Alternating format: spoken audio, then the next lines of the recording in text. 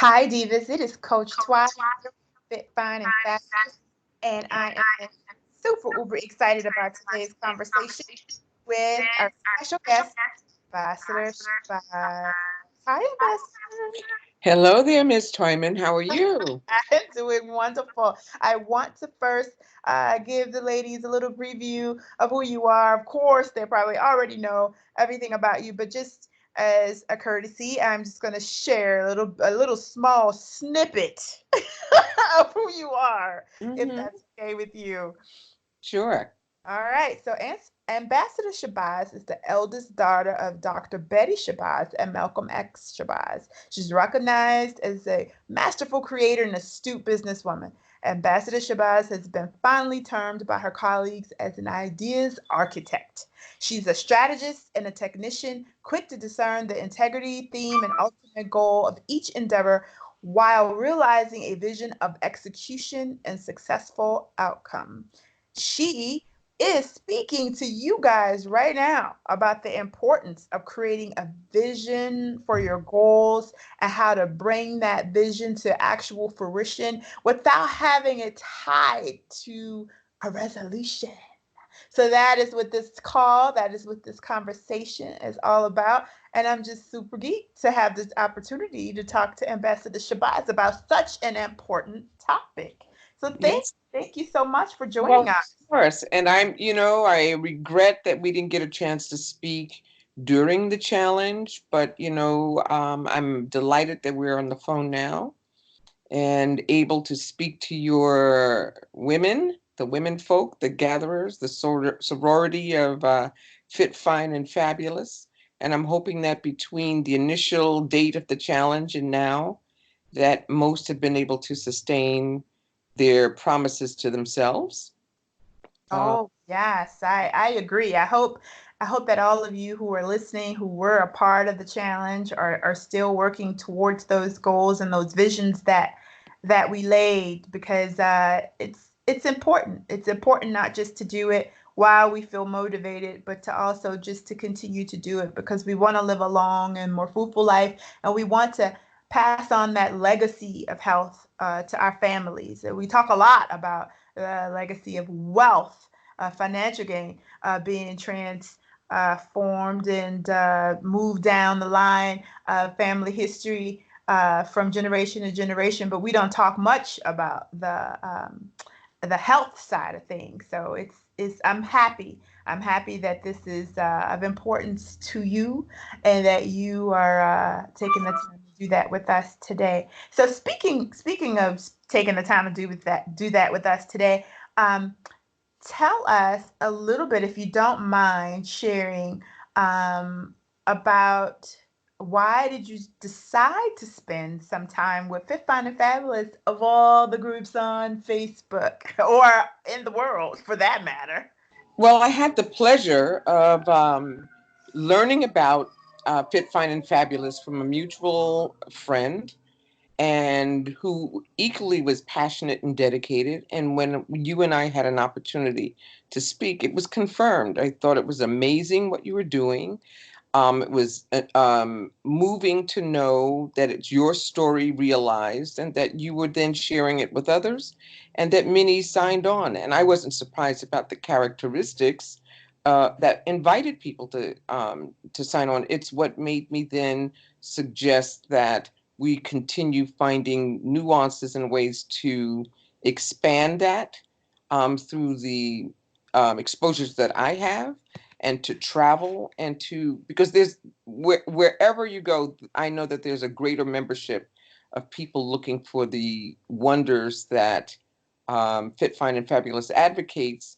And it's really basic and simple, but we need to find ways to really honor ourselves, to assure that we fulfill those baby steps, right? Because it has to be done in baby steps. Our lives are real and abundant, and there's lots on our plates. And very often, as women, we make ourselves last. Oh man, don't we? So, yeah, yeah. And, you know, there's like no regret for whom you love and what you take care of. It's just, we just need to add ourselves to the plate. That's all. Add ourselves to the plate. I like that. That's exactly what we need to do. Can you tell us too a little bit more about what your current focus is, like your current career path, if you will, and how does that fit in with health and wellness? How does this whole thing interest you as it relates to what you have going on in your world today? Well, I grew up in a healthy house, a kosher, veggie menu, um, balanced with, being an athlete or culturally and ecumenically engaged. My parents were really sculptors of assuring we were around positive things on a regular basis. And my parents were young. Most may know them publicly from a famous perspective, but my father was 39 when he was gone, and my mother was a widow yet 30. But the diligence in which they made sure we were exposed and engaged, and it was money. It was just part of the positive array, so that even when we get off track, every now and then, at least if you've worked that initial muscle, you know how to get back to it. So it's kind of what you're doing strategically to get people in a rhythm and a dedication cycle for themselves. So even if you go off a little bit, there's something that you come back to. So all Yeah. my life, there's been a base, a compass, if you will, that that gets me. I mean, I binge, believe me. I like Mentos. You enjoy yourself. I'm a dessert person, you know, no matter what, I'll get the dessert even. So, um, but at least I know what to do when it's time to shift gears and honor myself. And that's not just food, that's the atmosphere, that's the people you choose to be around. It's a response to the people that you have to be around that you may not be in Congress with. All of those things are very important. And so the composition of those things are the things I work with and for and assist people on. And for what you were doing, it wasn't like I needed to start from scratch. I wanted to be part of the team, in other words, and offer what I could in surrounding what Fit, Fine, and Fabulous is doing as well. Yeah, offer what you could, which is a tremendous amount, might I add. So thank you for that, and I love what you said about it's not just about food; it's also about the people that you choose to be around. It's how you respond to the people who you're not in Congress with, and it's the environment for which you set yourself. It's all of those things. Yeah. So I a mean, lot. as a child, I understood mind, body, and soul. I mean, that was foundational Mhm. for us, both on my mother's side and father's side. That's good. And I was gonna also say that it's not just about the health, all right, the health of as it relates to fitness, but also Right. about your mental health, about your financial health. It's Mm-hmm. many variations on the same theme. So not all of us were as blessed as you were to have been brought up in an environment that focused on Right. health and focused on how to cook and eat fruits and Right. vegetables in a way that's tasty, and also thinking of fruits and vegetables as something that's positive. that's Well, yeah, because that's my just not. lunchbox was not like the fan of my classmates. But I said, hi, but because I was me in my environment, I was actually glad my lunchbox looked like it did. You Okay. know, What so did, I didn't need what to did you have have. in your lunchbox? You have to give us an example now. You can't say that. Don't give us an example. Well, I mean, I didn't know what a cold cut was, right? So No. I didn't know that, and I didn't know that what white bread was. So all of our breads and sugars and things like that, my mother, it was all natural. I grew up with a natural diet. Even this is in the 50s and 60s, right? So it was Wow. very different. You didn't have options in the store. When I was a little kid shopping with my mom, she's reading the ingredients in the box or the jar or the can, and so I was reading early, and I would help her read them. I still read them. That's what I said, these little subtle things that you Yeah. do and you engage your children in. And so when they start to realize, oh my God, there are more words on here that I don't understand, And I then do. yeah, Hmm. and then they help you. They don't want that same thing that they see on the commercial. So my life started like that. And so healthy, good tasting food, the origins of food, the power of food, um, the treat of food, the healing from food was all Yeah. very natural. So I am a natural pathologist as a result of just all of that, Right. so I can discern what a person needs, and then put some kind of tea, cocktail, or food or supplement package together just by virtue of it either growing around us or being the means to which we were made healthy. And most may or may not know, people may know my mother became an educator, but she started out when she met my father, she was a registered nurse, and they were all agriculturalists. So growing something and pinching it off to serve a purpose was normal. Now it's popular. Yeah, Yeah. yeah, it's trendy actually, right, Yeah. right now. Yeah. But that back then, not so much. So No, that not definitely so much. leaves Not me at all.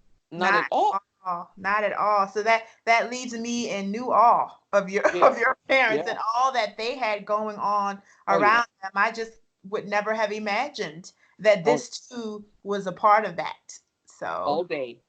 that you When say my the mother wanted okay. to That's all we did.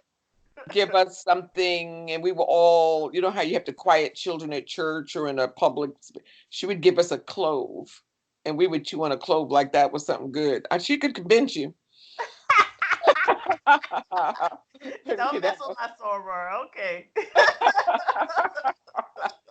you So know, that's really awesome to hear. So what a blessed way to grow up. But for me, that was not my story. yeah, I knew what a cold cut was very well, honey. yeah. And in fact, we could have that cold cut for breakfast, lunch, and dinner. No, Okay, the bologna went with but, the eggs. The bologna went with the potatoes. The well, bologna. for us, we didn't eat pork, so part of it was that we were kosher. Ah, yeah, true, Right? true. Kosher. Yeah. As a result of being kosher, you had to everything had a hoof, an animal hoof. That's what gelatin came from. Um, any cookie, all the Oreos or the typical candies and cookies at the time had lard and fat. So part of it started that like that. We couldn't do it. Mm. So it was against diet. And so it propels you to go the healthy, fresh route. All right. Well, that was a good way to, of course, to raise for your mom and dad to raise Yeah. their kiddos, and then for you to be able to continue Oh, that yeah. legacy on, of Yeah. course, and handing that off to your own Hmm. is is what we were discussing earlier as it Right. relates to just not the financial wealth, if you That's right. will, but also the health of wealth. And then handing that down to kids, which is far more important, right? Because without your Sure. health, we really are. What can you do with your wealth? That's right. so, That's right. so that's Right. far more important. So I did want to also get your perspective, all right, on how does the mental health, since we're talking about that a little bit, play into consistency or the lack of consistency regarding women and their health goals today when you're encountering different groups as you do. Uh, what do you find or what do you think about mental health and how it plays with people being consistently healthy? So I'm not a physician, so but I am one that believes that there's two separate components to that. There's the mental health, in which everyone is now umbrellaed under, and then there's the emotional health, which is never attended, right? Never addressed. That could be anything that causes stress, lack of confidence, Mm, feeling good or not, accomplished or not, loved or not, fulfilled or not. That's emotional. And that in and of itself can bring on sadness, depression, disqualification, um, impatience, which someone would see as agitation and then anesthetize it like it's a mental problem. And what it is, will and post-traumatic syndrome and environment can impact one's spirit. And if your spirit is broken, there's an emotional component to that, right? Joy brings one thing and sadness brings another. And in our lives, we can rack up a lot of things that make us sad. So what work do we do to make us happy? You can't undo the stain of sad, right? Because that's there. That's an imprint. But we can add more things to our lives that bring joy and fulfillment. What is that work? Hmm. Yeah, I like that. I like that. So thinking more along the lines of the emotional impact, not just That's the mental health, but the emotional health. And if it's fun and fabulous as we're going through our 30-day challenges, and even if you're not a part of a 30-day challenge, even if you have just one of our planners, one of the templates is a tracker. So mm-hmm. we track all things that we think are important to creating healthy habits, whether it's sleep, it's water, what the food you're eating, the workout you're doing, and all of those things. But the most important thing that I think that we track are our emotions. Right. And at the bottom of the page, the question is, how did you feel today? And you have to circle or underline happy, sad, or just okay, or I'm depressed.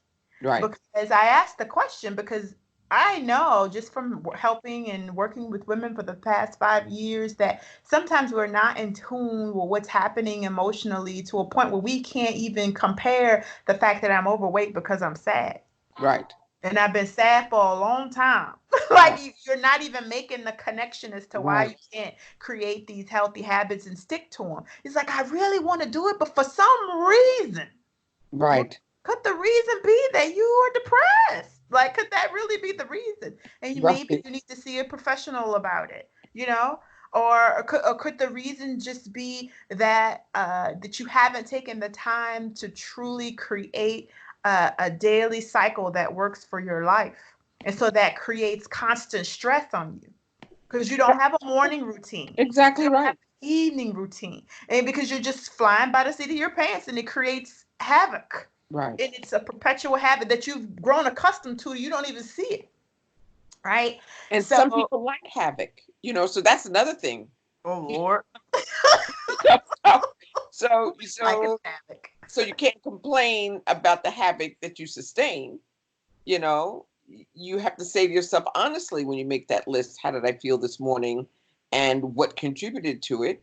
Is there something about it I want to maintain, or there's something I want to shift and or change? You have to take responsibility. It can't keep being about the other person. Can't keep being about your job. It can't keep being about your kids. It can't, right? They may have a role in that, but how you receive it, it has to change. Only you can do that. Only you could do that, but that's a hard pill right there. When Yeah. you put that pill in front of folks, they get mad at you sometimes. Because it's like putting a mirror in front of them to say, well, how long has this been going on? And at some point, Right. you have to say and I think you referenced this earlier, just being aware of what makes you feel a certain Yeah. way Right. is just as important as what you eat. That's exactly right. Yeah. So, and at some point you have to say, hey, I can't involve myself in this particular situation because of X, Y, and Z. Mm-hmm. And that in and of itself will help you to create better habits because you have more space to do it, Right. more Right. mental space. And clarity. That clarity is Yeah. serious. Yeah. Yeah. Because I find even with myself that I am better prepared for my week when I feel in control of what I'm going to eat. Yeah. And also, but in order for me to feel in control of what I'm going to eat, I have to be organized. Right. Right. And so Yes. that's Right. the kicker is that people want to eat right and want a meal plan, but that person is a planner. That Mm-hmm. person, that version of you is a planner, and she wakes up a little earlier, and she thinks a little further ahead. Right. That version of you is Mm-hmm. different That's than right. the version of you that just kind of skirts through And the the day. people around you get to know that too. Mm.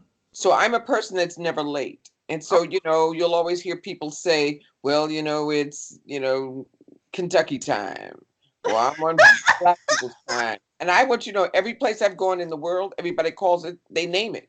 It's Grenada time, it's Belize time, it's, you know, and I'm thinking, no, there's only one 9 o'clock, y'all. You know, so Oh, no. we have to make sure we don't, I mean, if you're running late because there was traffic, name it. If you're Right. running late because you woke up late, name it. But don't make the deficit okay, right? Right. There are people preparing for you at 9. There's outcomes as a result of you being a little early to prepare for whatever's going to happen at 9, and so forth and so on. So Yeah, that's definitely important, and I agree. So let's shift a little bit and talk a little bit about, like, how is it and why is sisterhood, you think, just in general now, important to attaining goals or reaching your vision? How does being connected as sisters, with this being now Sisterhood Month, I thought this would be a great conversation for us to have. well, I think companionship, alliance, and partnership is always important, but you have to be mindful of who you bestow that honor, right? So it's not just any company, but you have to Right. be in Congress with the company. And again, it's not even the other person. It's really, do you know yourself and well enough to understand who's good company, who's supportive company, who's in your corner company. So with sisterhood, which is, I have 5 younger sisters. I have 2 daughters. I'm not part of a sorority directly, though I am an heir to a sorority. Um, but there's great value in finding alliance. But the real value is when you really do know your core self, so that whenever you're sharing with said lady, friend, sister, that you really are supporting one another. Right. That whatever you're sharing is falling on compassion and And empathetic ears. authentic. Yes, yeah, that's exactly right. Very Yeah. important. Yeah. So that, we try our very best in Fit, Fine, and Fabulous to garner the environment and the atmosphere of sisterhood, even through the virtual nature of it all. Most Right, of us have not met each other in person. right, Um, it's mostly through Facebook or Messenger or through our membership site. However, the ways in which we engage each other are so transparent regarding the things that we share, because it's about your body, right. right? That many of the women who connect have become best friends. Some of them, Oh, that's yeah. great. It's amazing. It's like, oh, that's my best friend, or it's like, but have you met her yet, like in person? No, but we talk every day.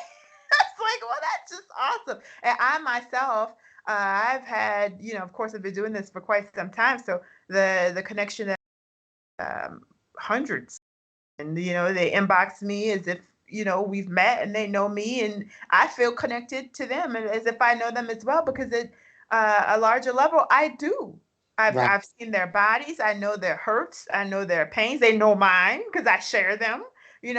So sisterhood and doing this health thing, this vision thing, this goal thing with somebody, an accountability partner. yeah, It's just, in my opinion, it's not an optional thing. Like, you need to. We were made to commune. We were made to be partnered up. right. That's in our core being. Hmm. So you would be doing yourself a disservice to try and achieve your goals alone, right? You want to Yeah, do that in concert with people or persons that are riding or walking that same walk with you. So I agree. I, again, just tremendously appreciate your time. So I really only have one more question. I don't want to abuse the time that we have together. Um, but one of my final questions is, so why do you think, though, that most African American women fail at achieving their health and wellness goals? Like, what is going on with the Black community specifically, that we have the highest in high blood pressure? We're dying at a higher rate of cancer and all these other horrible diseases that could possibly be prevented, if not lessened, simply by what the food we put in our mouths. What's the gap between our community and another community who they have their own issues, but not as great as ours? Well, I think, we've talked about some of it. I think there's a tally of things that take place, right? There's a list of things. How well are we treating ourselves? And what straw breaks at the end of the day. So it's not that we really don't know what we should be doing at times. It's just, have we put ourselves on the list to make sure that that's part of the maintenance? And so it's key to, or essential to, make a practice of tallying the imagery of positive women in your home, in your history, in the community, so that you're mirroring, that you're reminded, that you're affirmed. Because if we only tally or acknowledge the faux pas or the shortcomings, the weaknesses in our culture or community, that's what we will fulfill. Who's good? Where's the light? Where are the accomplishments? Who did it despite the odds? Is what we have to realize. We're not that alone. And even your initiative through Fit, Fine, and Fabulous is one. There are lots of them. It's in your church, it's in your communities. How do we do that? So while I know the statistics will list us at being, perishable, it very seldom do you get to hear where we thrive, where we reign. So some people may be walking around with all that resonance, but since it's not talked about, it becomes an invisible power. So we have to swap that, because if you like yourself, you take care of yourself. If you knew your value, you would not let anything happen to you.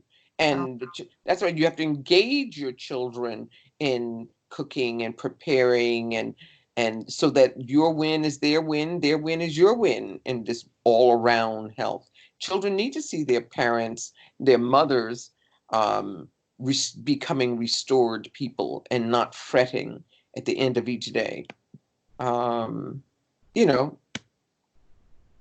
That's my take on that. No, I love the take. I love the statement you made about, if you love yourself, you will take care. It is really that basic. It's really that basic. It is.